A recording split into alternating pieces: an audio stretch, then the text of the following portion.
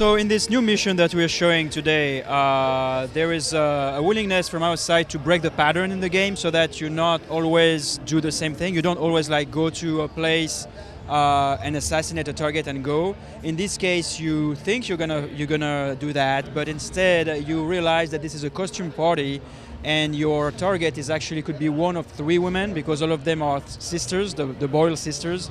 They're all wearing a mask.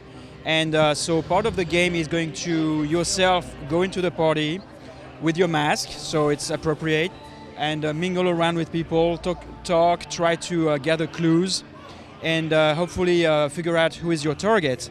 However, since the game is very freestyle in the way you want to play, you could also decide to just like go in the party and murder everyone and kill the 3 women, and surely you will have to kill your target. It's more brutal, it's darker, and the consequences are different, but it's a possibility. Help me!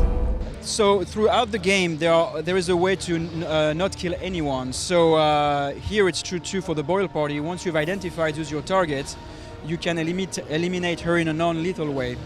To do so, you'll have to figure out that there is a secret lover in the party that wants to take her away, and if you talk to her about that person, you can take her to a little boat, and therefore eliminate her from the world in a way without killing her. What?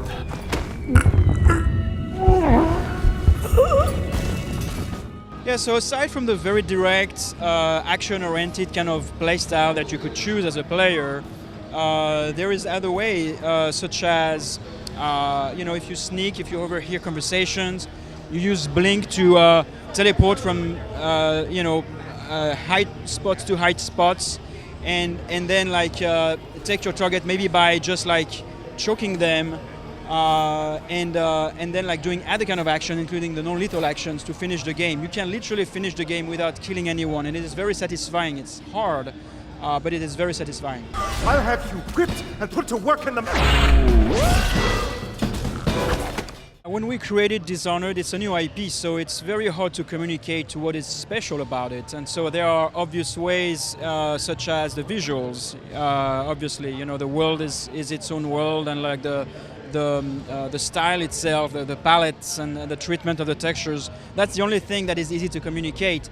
Anything else, such as the multiple play styles and the simulation approach to the tools and how all these engage the player creativity, this is really hard, because it's like some sort of an invisible value to communicate to people until they see it and they try it.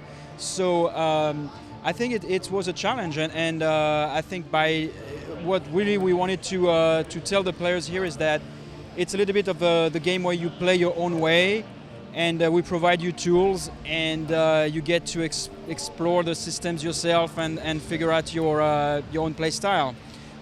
Being totally brutal and kill everybody, or being stealthy and non-lethal, and therefore express your morality this way.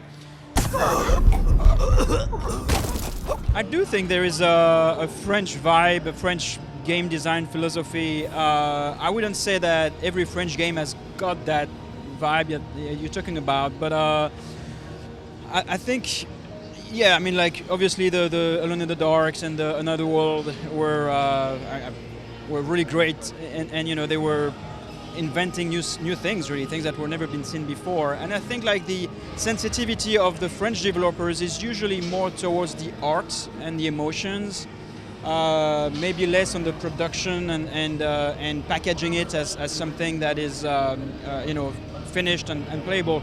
In the case of Dishonored, it's really awesome, because it's the association between a lot of European developers, not only French, but European in general, and also developers in America. So it's been a some sort of an international collaboration where hopefully it will leads to the best results.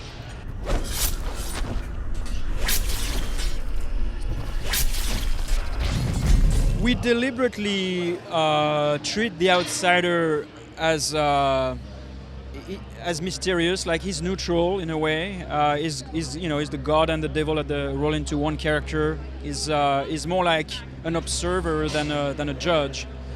He gives you access to the powers. He explained to you that runes will allow you to acquire more powers, and then he comments on whatever you do in the game, and like not in a judging way, but just like he comments. And so you will see him from time to time, and not everything is explained about him, but he's present in the game.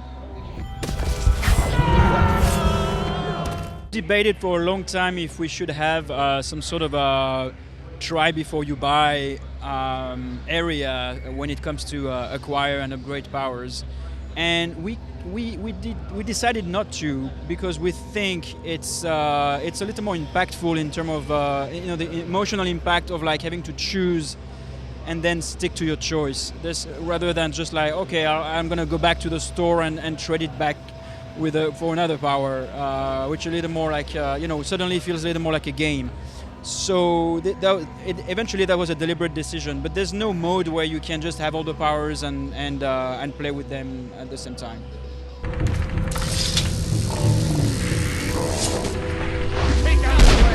Other than rats, fish, and people, you can possess dogs, river crusts, which is a monster that you will see in the game, anything that is alive and within distance.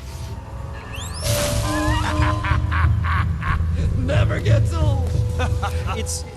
What is my favorite thing about the game is a really hard question to answer, because there are so many little things really that make this game for me, and some of it is, a lot is the sum of all those little things, and so the moment where you make a plan and try to act on it and things go a little wrong, but still you survive, and something awesome emerges from it because like of all the way the systems interact with each other and surprise you and makes the player feel like it was his own experience.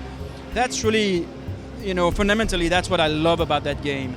Now, I could also talk about like the moment where you can blink to a target and assassinate him and see, feel the physical, all the animations, the way the contact with the target feels, and from a first-person standpoint feels really satisfying. So that is good too. You're a scandal in that mask. I like a man with poor judgment. Great voice cast for sure. We have Chloe from Kick-Ass, that who plays one of our key characters, the little girl that we see on the videos, and it was really fun to work with her. So and we have other actors too.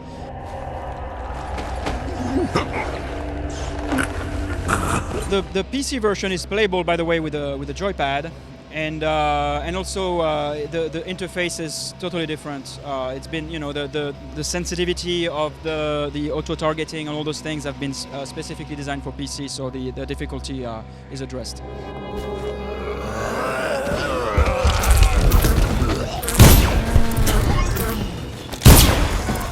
Dishonored comes out on October 9th for PS3, Xbox 360, and PC.